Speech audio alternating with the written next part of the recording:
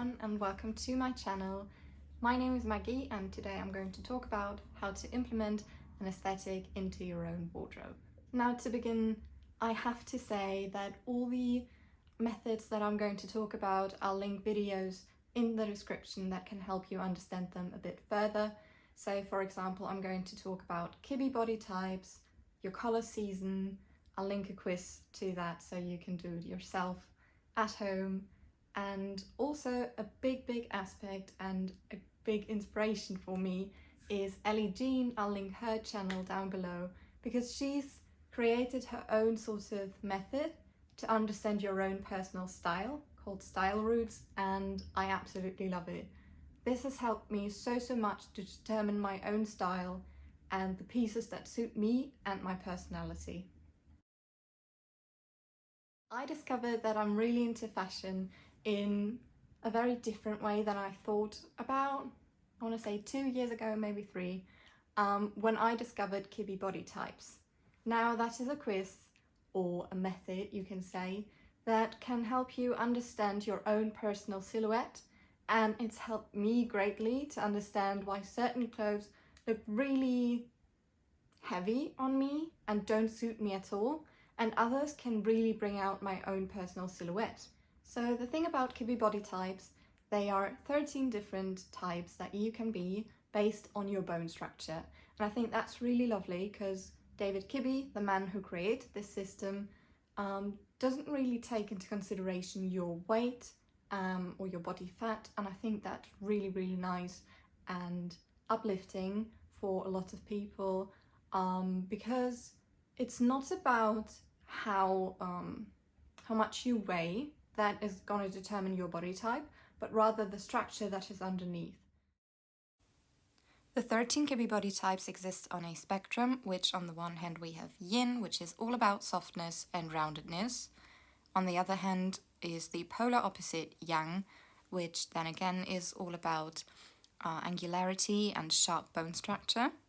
You can have both of them or both features in a contrast, meaning you can clearly tell apart which feature belongs to yin and which one to yang. However, you can also be more blended, meaning you have a lot of width in your frame, so broad shoulders, for example. And then the types are called romantic on the one hand. A great example for that is Marilyn Monroe. You can clearly see she's very rounded, very soft. On the other hand, the dramatic types, a great example for that is Tilda Swinton. You can see this sharp, edgy bone structure in her face here. If you have this contrast, you might be a gamine type. A great example for gamines is Audrey Hepburn. So she has both yin, very feminine, and very dramatic yang elements in her features. And then if you have this blend of features, you are a natural. For example, Jennifer Aniston is a natural. However, if none of these really suit you and you are really balanced, really harmonious and symmetrical, you might be a classic type, which we have here in the middle, and a very popular example for that would be Grace Kelly. There are more subtypes to that, but I will go into that in a different video. So for example, I have taken this test so many times. It's not really a test that you can click certain things and then it's just automatically going to tell you the result. You're going to have to do a little bit of work yourself. The one that's really good, in my opinion, the one that's worked for me is one from the Concept Wardrobe. We'll link that one down below, obviously, so you can go and check it out yourself if you're interested. And it turns out I'm a theatrical romantic, which in my case means that I am petite, I'm not very tall, and I don't look tall. My frame is relatively narrow, I don't have broad shoulders. I have an hourglass in my figure, meaning my waist has a lot of emphasis. And I am curvy in a way, not like Marilyn Monroe, that would be a true romantic, but I have curve with a slight bit of angularity. So once you know that, that is the first step that you can take to understand your style a bit better.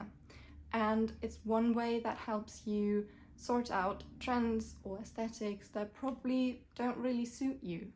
And that is not to say that once you've figured out your type, you can only wear things that are recommended for that type and you have to throw everything else away. That is definitely not what this is about. Please don't throw away half your wardrobe because things don't get recommended to you from Kibbe. There are certain things in my wardrobe that apparently I shouldn't wear as a theatrical romantic, but I have found ways to work around it and to juxtapose it with different things in my wardrobe, and now I can keep those items and I'll just style them a bit differently. Now, I am not an expert yet on all these things, so I don't know if I could actually professionally type you or my friends. I don't think I am quite there yet, but I would really love to get into it more. But what I am really getting into now is the color seasons. And I think I'm getting the hang of it. I've already typed me and I've typed some of my friends, and so far it's always worked out and they were very happy with their results and I'm very happy with mine. I think my personal problem with color analysis was that I have very strong preferences when it comes to color. So for example, I hate everything that's bright, like neon colors or really saturated colors. I don't like purples and pinks most of the time, lots of greens that I can't stand. So everything that you will find here in my room, you can probably see it behind me already, is some sort of off-white or navy or burgundy. Those are the colors that I gravitate towards. Lots of neutrals, and that's made it a bit hard for me to understand all the various aspects that go into color analysis. However, I was quite right already when I implemented all of these colors into my room, into my life, because most of the time you already have a feeling of what colors will suit you, what colors brings out your best features, and you kind of have a feeling already. Most of the time your favorite colors are also the colors that will suit you. Not all the time. So for example, there's a shade of very light blue that I think looks fantastic. I'm going to show you here. However, it really doesn't suit me because it's far too cool toned and I'm more on the neutral to warm tone side of the spectrum, so it's going to clash with my more yellowish skin.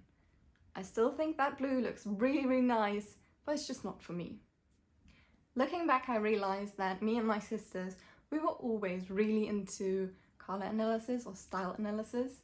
There was a book in our local library and we would rent it out all the time, trying to understand or categorize ourselves. I don't know why, but that was something we were really into, and personally I still am.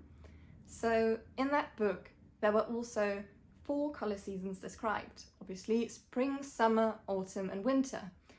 But none of them resonated with us truly. Like, some aspects of them, they were right and they would look good on us, but then others, they just didn't fit our description or our appearance. And now looking back, I realize that's because that was far too simplistic.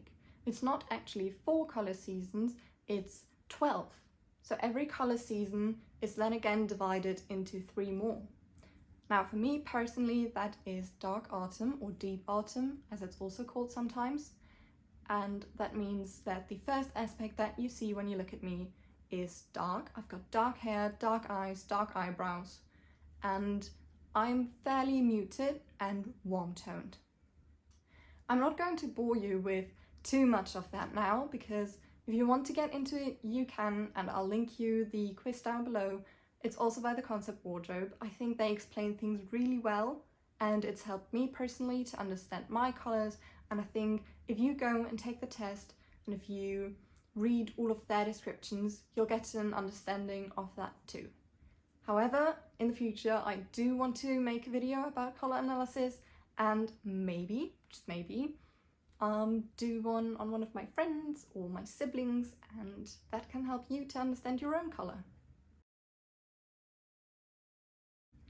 And lastly, Ellie Jean has really helped me understand my personal style. I'm going to link her channel, I'm going to link her videos, because they are all so amazing, and personally for me it was really difficult for quite a while to understand why certain things would just look a bit too strict or serious on me, or others maybe a bit too sexy, because I think I've got somewhat of a baby face. I am rather sweet, I think, more than I am sexy, if that makes sense. But then these styles that I could recommend it because of my color season, and because especially of my body type, they were all very sensual, and that didn't really feel true to me. For an evening occasion, yes, I have a very lovely burgundy dress, which is very tight, it shows off my curves, it gives this waist emphasis that I should implement into most of my outfits, and it's burgundy, so a very sensual outfit. But I can't wear that on a day-to-day basis. So what do I wear in my normal day outfits that still rings true to my color season, my silhouette, and my own personality, my own personal style? So that is where Ellie Jean's concept of the style routes come in, and I was really curious to see, and I'm so proud of her. That is such a weird thing to say maybe, because I don't know her personally, but I am still proud of her because she's broken into this style sector on the internet and she's brought her own theory, her own concept, and I think that's just so cool. I wish that in the future maybe I could create my own concept too, but honestly, with that addition that she's made, I don't think there's anything left to say.